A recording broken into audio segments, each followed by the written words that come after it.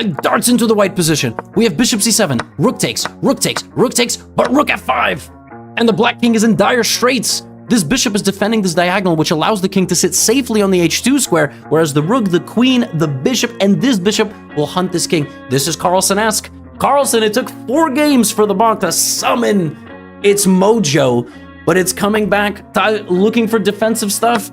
Bishop b6, nice move. Rook d3, sacrificing a rook to get blacks, you know, to get the white rook. Bishop f5. Now bishop f1. Bishop d4. Even here, I was like, that is getting counterplay. Queen, bishop, pass pawn.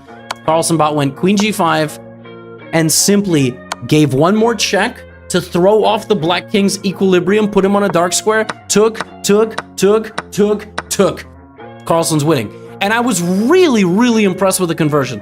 I couldn't believe the way that this game was actually won. So, you know, you have two extra pawns, right? 4-2. So queen c7, bishop here, I was like, okay, you will never in a million years guess the best move in this position. Never. And the Carlsen bot played it because Magnus himself would have played it too. King h2. Get at it. What? How is that the top stockfish move? You literally lose a pawn. Yep. And Magnus bot starts showing off. It doesn't even go here. It takes the longer road. King h2, queen g3. The king is so safe on this diagonal, and this pawn is so advanced. Watch Magnus say, I don't even need to trade the queens.